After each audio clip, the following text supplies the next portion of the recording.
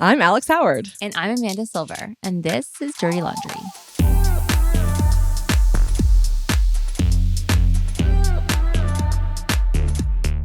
And today we are talking all things Mother's Day. Motherhood. Everyone's favorite day.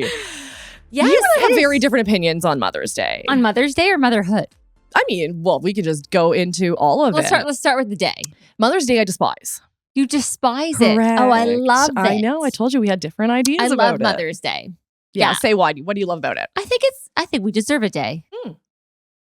Why not? It's, you know what? I feel Girl- the kids are on their best behavior because they know it's Mother's Day. Really? Yes. You have better And kids than I do. My kids are always on their best behavior on Mother's Day because I'm like, Mother's Day. Yeah. And I don't know, it's this nice day to celebrate not just being a mother, but the women in your life. Yeah. Listen, in theory, I could not agree more. But in practice, Well, just in practicality. And I think Explain. this is going to sound really selfish. So Say it. remember Say that you it. love me. Okay, we love. A birthday is Yeah. all about you. You don't have to share that with anyone. Mother's Day, to me, is about spoiling my own mother. Uh-huh. So it's just a day of extra giving, cooking, cleaning, Uh-huh. prepping, gift buying, card writing. It's exhausting On you. on me, On the child, from the on child's the perspective. child, which, as you say, you're expecting that from your kids. They're on their best behavior. They're doing all their chores. They're not fighting, right? Like we have this sort of Right. heightened expectation, and it's wonderful. And for the most part, the kids really do love to spoil us, and they're so sweet. Yeah, it and- wouldn't hurt them for one day to behave. Sure. But my whole point is since becoming a mother, it wasn't like, oh, hurrah, I have a day. It was like, oh, It's shit. just, oh, this is the day on a Sunday that I now have to do more things. And okay, this makes me sound so bitchy. I know that there are so many women out there who would love to be a mom. I know there are so many people out there who have Struggling lost with their moms. fertility or lost their Right. mothers So I or- know, like Mother's Day generally is wrapped up with, it's just fraught with all kinds of feelings. But that aside, But that you're aside. saying, and wait, this Mother's Day. Oh, this Mother's Day. So wait, who's talking first? Me. Fine, you're talking about your Mother's Day, then I'm going to talk about my Yes. Mother's Day. Because last year, Mother's Day was exactly as I'm describing. Okay. So much work. I'm exhausted. I'm bone Yeah. dry, like work to the bone, whatever that sentence Yeah, is. sure. I would sooner not have it. I'm like, next year I am foregoing. Okay. So I am going to go Saturday night Okay. to a hotel. I'm going to sleep over. I'm going to sleep in. I'm going to order room service. It's the anti-Mother's Day. It's the anti-Mother's Day where I don't want to be with my kids. Like I really doing don't. something for yourself. For just me. Because I think that's the point of it. I want to do something for me. And what I love to do for me is to be Yeah. alone, quite frankly, which again, I appreciate as a privileged position because I have so many people in love in my life that all I want to do is escape it. So then my daughter comes home. Uh-oh. Bless her sweet little soul. Mom. Mom, I want to run in the Sporting Life 10K. Absolutely You great go, idea. girl. How friggin' Mhm. cool is that? I can Uh-huh. barely run to the corner and back. You go get the 10K. Yeah. Sign her up, pay all the money, do all the things, Yeah, put so it in the proud. calendar. Yeah. Uh-huh. It's May 10th. May 10th. Yeah. Jonathan's like, oh, that's a fun Mother's Day treat. So on this day that I had planned to avoid, to sleep in, to be in a bathrobe all day and maybe have a soak in the tub and eat food in bed. You know that's my favorite thing. I know it is. Instead, I'm getting up at the crack of dawn to drive my daughter to the starting line. I beat you. Not that it's a competition or anything. I beat you. Okay, tell me I will your take your Mother's Day. I will What's take yours? your 10K and raise you All right. to dance competition. Oh. Okay? So Dance let- Comp's always No, going to no. win. Let me explain. I have had conversations with fathers. I've had conversations with mothers who compare dance comp to hockey comp. You're right. Dance comp wins. Sorry. There is nothing like the intensity of dance competition. And this is my first year experiencing it. My daughter wanted to sign up for all the dance, As they all do. the classes. I'm like, this is wonderful. It's Yes. so healthy, confidence building. Totally. You're building on a skill, teamwork, all those Yeah. wonderful things. Great. But and all year long, you're dropping them off at their classes. Great. You don't know what they're doing, but they're They're exercising, moving their they're bodies. moving, they're not on screens. That's wonderful. Exactly. And then comes April, May, and you get the schedules. So one of our dance competition weekends falls on Mother's Day. So not just on the Sunday, but on the Saturday, both the days. Oh. I'm waking up in the fives, I would say. Oh. In the fives. Okay. Because you have to do hair Oh. and the makeup and the lashes and have every single thing ready to go because it is intense. And then you have to be there like an hour and a half to 2 hours before they actually go on for the 3 minutes. And then you watch them for the 3 minutes. And then you have to wait all day till their next dance because you have to change them and hair and makeup again and change. The hair has to go from a high ponytail to a low ponytail to a bun to 2 buns. But they can't keep the same hair for each number? Every dance has a different hairstyle. And then you have to wait for the adjudication. The adjudication is when the awards come. Sure. And it's like you're at like a rodeo or something, or like, and going once, going twice, going 3 times, and you have no idea what they're saying. They're talking so fast, and there's, titanium, 5, 6, 7, novice, long line, short line, and you're like, "What are you having a stroke? This is what's happening. What are you talking about?" And you're waiting for that, like your kid's number to come up, and then you're like, "Did they get good? Did they do well? Did they place? Did they place?" And the stress It's a lot of dealing with the physical and the emotional stress of that day is a lot. And it's Mother's Day. And to do it, but I'm like, you know what? Yeah.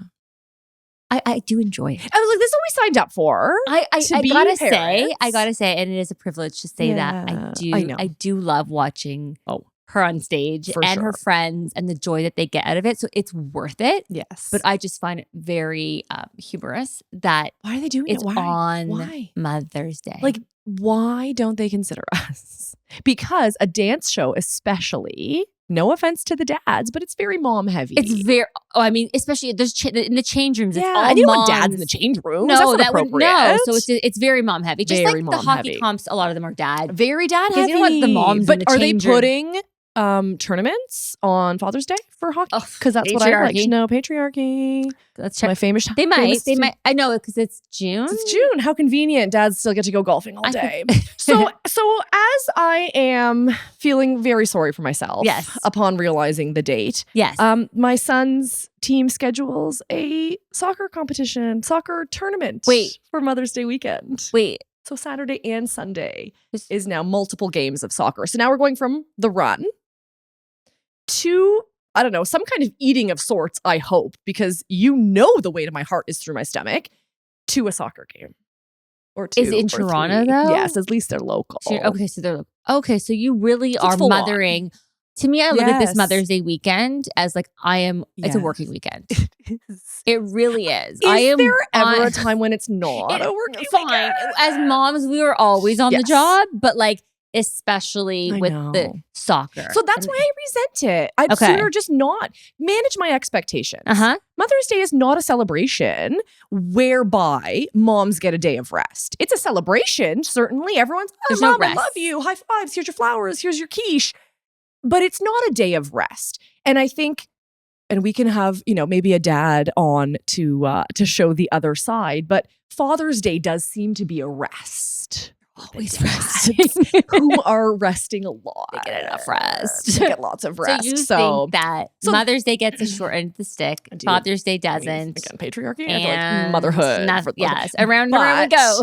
Every single time I do bitch about the weight of motherhood on women, I also counterbalance that with the fucking privilege of being a mom, because it's literally the coolest thing I've ever done in my life. It's pretty cool.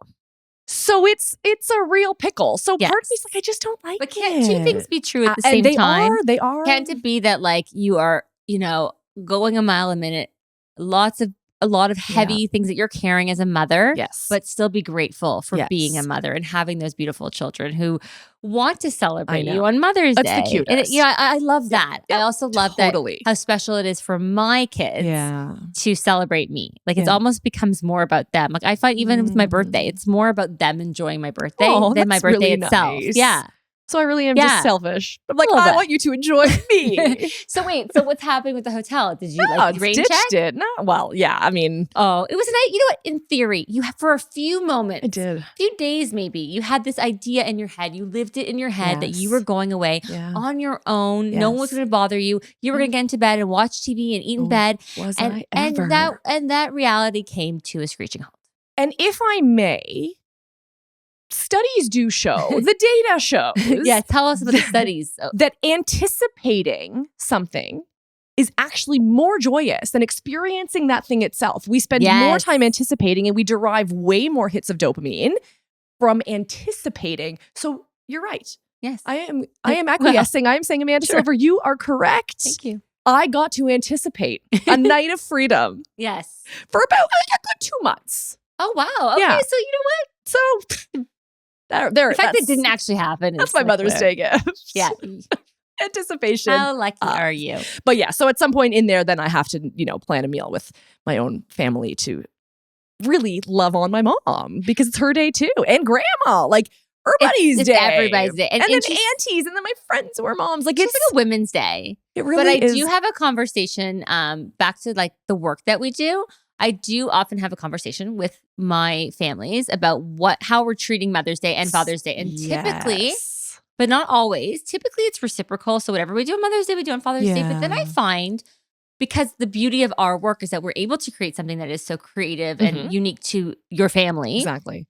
I find sometimes the mothers and fathers want different things. So sometimes I have that mother who, you know what, doesn't need to have the kids the night before and wake up with them. Maybe she's like, oh, you know what? Drop the kids off at 11. I'm going to sleep in and have that time to myself if it's not otherwise my parenting time. Yeah. Or you might have the father who says, no, I want to wake up with my kids on Father's Day. So I just think it's no pressure, but give yourself the like permission to like do something a little different. I think that is right? the key. You I think don't that is the have key. to live up to society's standards of what Mother's Day is. And if you are just, if you're divorced and you're deciding how you're going to spend your Mother's Day, remember it's your Mother's Day and you can spend it how you want. And I think you should. And I love that you said, let's give them the permission, because I think the majority of decisions in and around those things are like societal pressure. Yeah. Well, I should want to wake up with my children. You don't have your kids on right? Mother's Day? Oh my gosh. No. They're not with you or you didn't. Yeah, exactly. It's a weird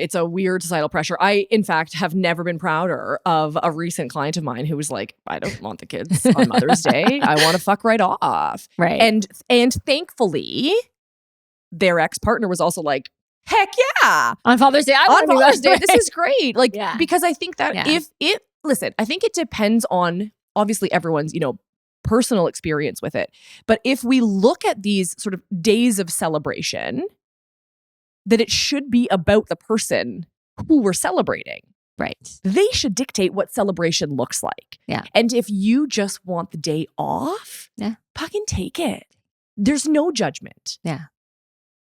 Isn't there? Well, there is, but not from me. Not from us. I'm saying no. You're not finding it from us. You're finding permission from us. I am normalizing taking Mother's Day off, going to a hotel, sleeping in, living in a bathrobe. Come on, slippers and a robe. Nothing to me like screams relaxation. But that's also like if you can. So, like for example, if you're a single mother, fair. No, you can't. You get do no that. day off. You don't get to do that. Well, and then what are you going to do? You're going to ask your mom to babysit your kids so you can have a day off? So that her Mother's Day is grandmother's day? That's what I mean. I know. It's ripe with controversy. But I am definitely a proponent of spend the day, if you can, as you wish. As you wish. But we should say from our professional lens, we do account for that in the clauses that overrides the regular parenting schedule. Because it's an important day for some. Because if you want your kids, take them. It's an important day for some. Yes. And some people feel very strongly about spending that day with their children. Right. Or So yeah. I mean, when they were little, listen, I think it also helps that mine are a bit bigger. We should contextualize this with, I've got like basically 2 teenagers. So already, quite frankly, they're sleeping in until noon. Yeah, they're not waking up before you. They're not waking up. This isn't, Or you have to pretend to be asleep. Oh, when they make you breakfast. And I hear like the banging, and then you come in, you're like, oh, I can't wait to see the mess that is in my kitchen. Clean that kitchen afterwards. It's like sticky and like, but they come upstairs and there's little droplets on the stairs. I don't know. I think that's special. It is. And even as I'm bitching about it, there are so few of them that it is so let them sweet. Wake up and do something special for you. Yes. Yeah, it is really, really sweet. Motherhood's a real trip.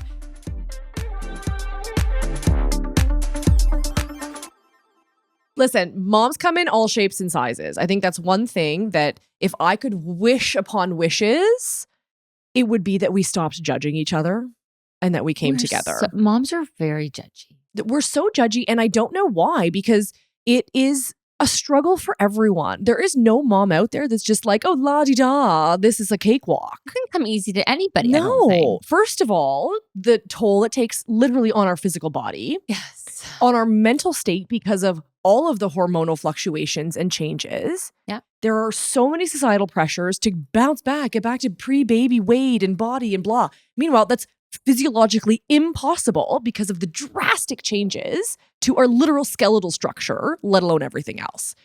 So Not to mention the balancing act. why are we fighting with one another? Why are we judging? You know, it is interesting. I think, like many, I was much more judgmental prior to having kids. I had so many ideas about the kind of mom I was going to be. Screen time. I'm not going to do this. I'm not going to do that. I'm Exactly. only going to feed them organic. Everything's organic. Everything is Home homemade. cooked, Blah, blah, blah. You're going to have the same bedtime every night No and yada, yada, screens. yada. Yep. I mean, like, Here we are. you just do your best. I was reading Shonda Rhimes' book, Oh, her Day of Yes or her Year of Yes, excuse No. me. So I'm a little late to this game. It was Okay. maybe like 5 or 6 years is this ago. Yes Day? Yes Like, Day. Yes Year. No, Wasn't not there a Yes movie Day. called That was a Yes- movie. Yeah, Jennifer was it- Garner, I think. Yeah, my kids asked for So yeah, cute. yeah. Yeah, Like, every so day's a not Yes that. Day, kids. I want a Yes Day. So Shonda was so busy and she's a single mom Yeah. and her sister was like, you always say no to everything. You never say yes. Yeah. And so as like a personal challenge, she was like, I'm going to say yes to everything that scares me for a year. The book is phenomenal. Everything that scares Yeah, her. in specifically. And so for her, it was a lot of like public speaking. So she got invited to speak at her alma mater and give Yeah. like the commencement speech, convocation speech, commencement. Oh, Anyways, close convocation. one. I think convocation. speech. It doesn't really matter to give a talk to the grads. yeah. Because that terrified her. Yeah. So here is this brilliant woman Yeah. who writes characters, who literally is pumping out script after script, Yeah. week after Best week. selling, So many like, shows best on top air. shows. Yeah. And one thing that made me laugh out loud was she was talking about exactly this, parenting before having kids. She was like, I am an expert in all things that I have never done before and don't know. Like, it was just so perfect because it really does encapsulate, I think, so many things that the mom experiences, which is I know everything and then I'm put in this position and I realize quickly I know nothing. I also think it applies to divorced moms.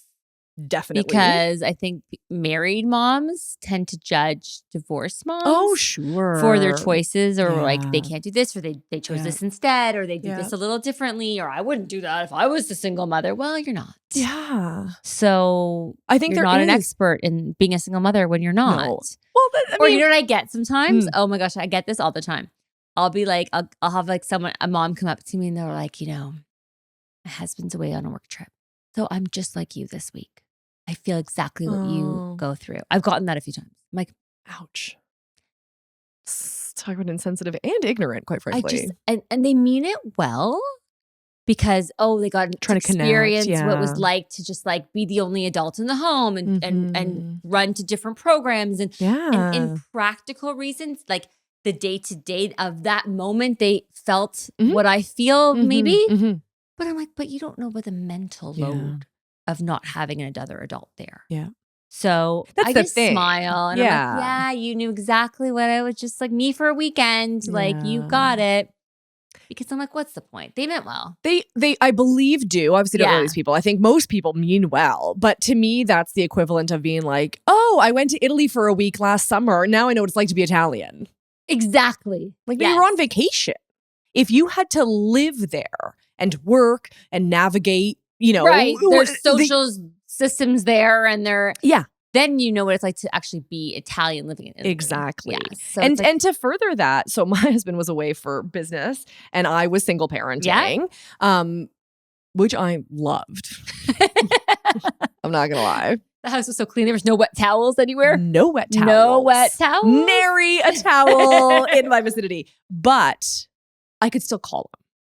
I could Yeah. still be like, oh, hi, what do you think about this? Or we've got this coming up. Can you, take care of that? Like I still had a partner in all senses. Yeah. And I think there are some divorced parents that are still able to do that can communicate, that can come they're together, collaborate. co-parent, Absolutely. For sure. But I think the majority of them do not. And They do I really do believe wholeheartedly in the idea of co-parenting. I think that if you are able to take your ego out, to take the emotion out, to look at this person Mhm. and just go, look what we have essentially built together. Yeah. Look at our incredible child and what they're doing, what they're up to, even if they're accomplishing nothing, to share in the joy of like, look at my kid picking its nose. How amazing. To have someone to do that with is, I think, the biggest loss when you get divorced. Obviously, correct me if I'm wrong. If you can get to a point where you still have some semblance of partnership with regards to raising your children, you're ahead of the pack. Because the majority of people are truly doing it alone, and they're or not worse, sharing, right? Or worse, they're doing it at a disadvantage because the co-parent is not just a co-parent, but a counter-parent, or they're just exceptionally unhelpful, or there's weaponized incompetence, or the litany goes on. Yeah. So in this beautiful, utopia of co-parenting that you've described, where you can call them up and share the wins and share the losses, and that. Some people do live that life after divorce. They do. Beautiful. It's great. So great. For others, not so great. Not so great. Yeah.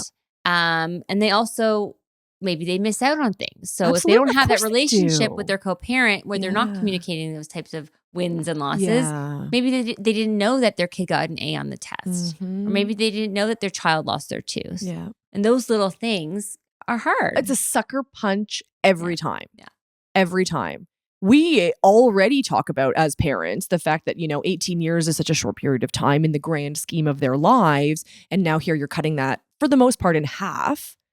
I love how you think that childhood is 18 years. This is what we were talking about earlier. I knew we'd get there. Yeah. You have bless your soul, bless your heart. Is this so the difference in our momming? It's so different in the types of, like, maybe the way we were raised, the way we were. I think so. I don't know if it's cultural or what it is different, but like, you're like, yeah, I've got a 14-year-old. I only got 4 years left till I'm an empty nester. I'm like, what?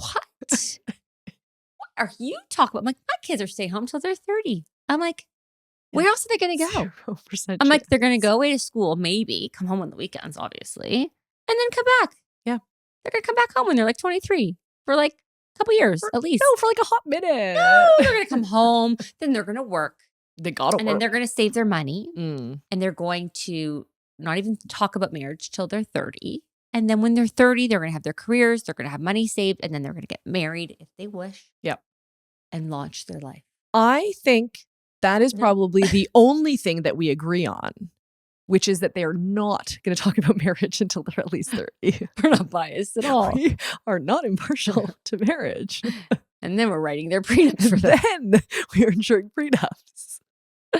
But yes, no, I think it is so cute that you want them to live with you until 30. Oh, yes. I would sooner poke my eyes out. Oh, really? I have so many plans that involve them on like a tertiary level. I don't mean like live home, like dependent on me. I just mean like, they don't have to rush to go and like pay for rent and like, incur those expenses when their room, they could come home and maybe not 30, maybe let's say 25.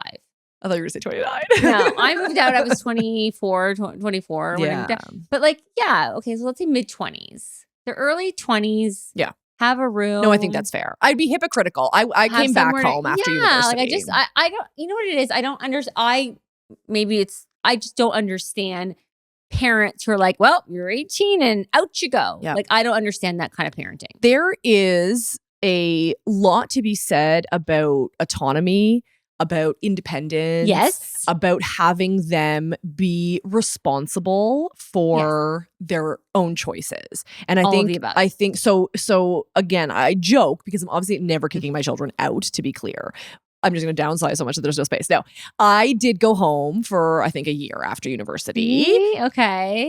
One of the best hacks, I think, out there, if just a casual suggestion for you, if you decide to keep your children forever. I'm not. They're going to launch. They're going to be independent adults. I tease. Yes. But one of the cleverest things I think is you charge them a little bit of rent. You've told me this. Have I? Yes. So I probably told everybody, but it's worth repeating, if you will. I've told people this. Share your brilliance. You charge them a little bit of rent to give them that sense of responsibility, to ensure that they are working, that they're doing something, gaining those life skills, budgeting, etc. But then you squirrel it away. And then when they move out, you give them a chunk of money. I It's mean, I think that's savings, amazing. right? I do. Yes, I do like that. Because they can't just couch surf. That's not No, doing that them is any favors. not what no. That is not my expectation. I just meant that if they are, let's say they just got out of law school and they're articling and they're doing their residency, and they're so they're either a doctor or a lawyer. Continue. I'm a Jewish mother. What do you expect? It's like you get to choose what kind of doctor you want to be, what kind of law you want to practice. But okay, some type of professional takes years to make money. Yeah. There's a lot of frontal, a lot of time, upfront costs, a lot. So like in those years, why not alleviate some of the stress of like, okay, you want to live at home? Great. Yeah. Listen, the kids might not want to.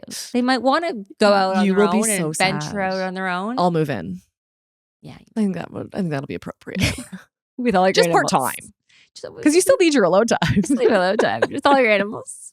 Just bring the animals. Just bring the kittens and the puppies. I'll bring all the animals. And that goes to our the idea of women all living together. Yes, with cats. This is it. No, we just want animals. Puppies. But puppies grow, just like the children do.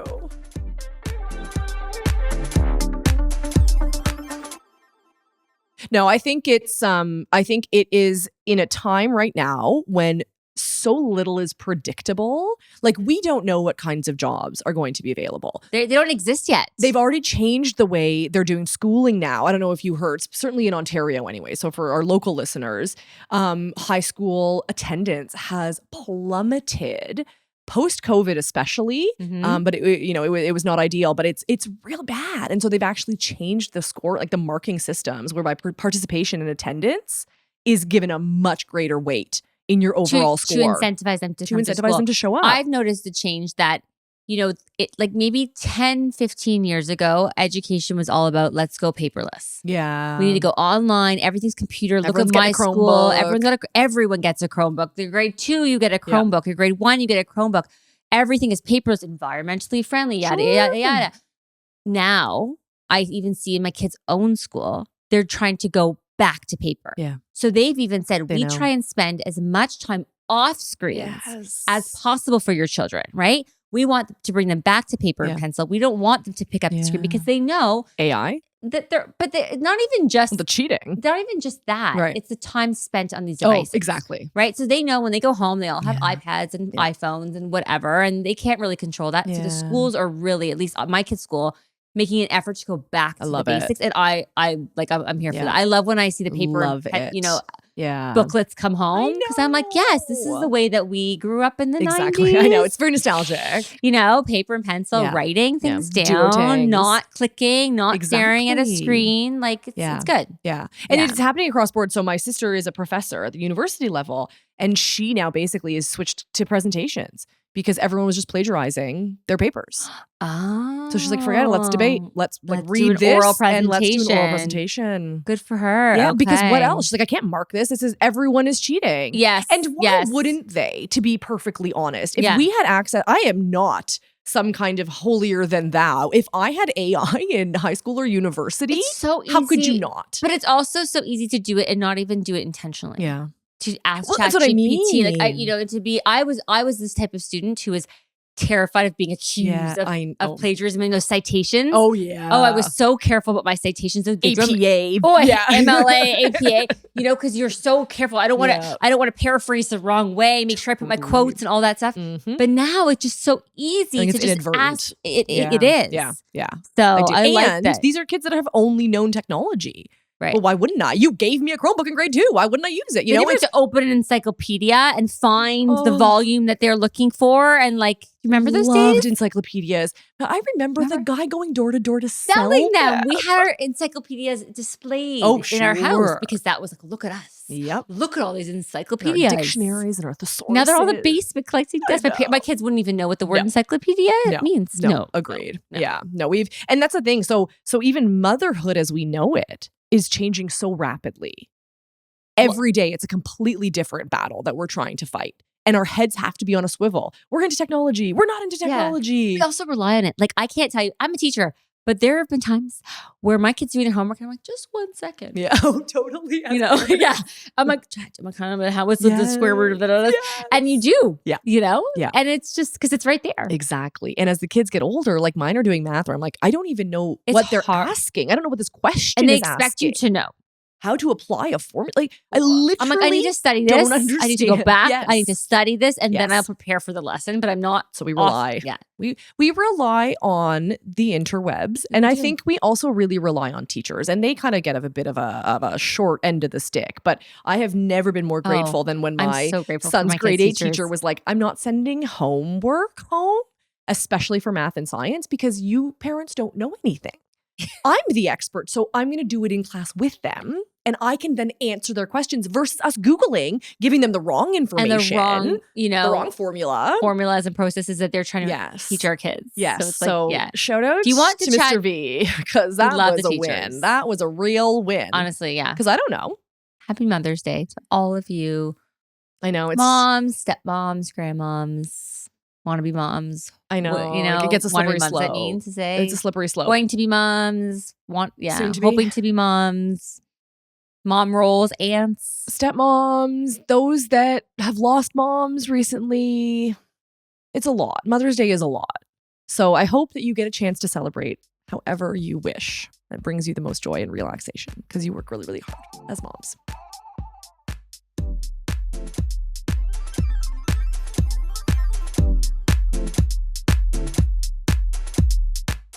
This episode was written and created by Alex Howard and Amanda Silver, produced, edited, and engineered by RTF Productions. Make sure to rate and review our show if you loved it and give us a follow on Apple Podcasts, Spotify, or wherever you stream your podcast to stay up to date on all upcoming episodes. Thanks for listening, and go easy on us. We're not your ex.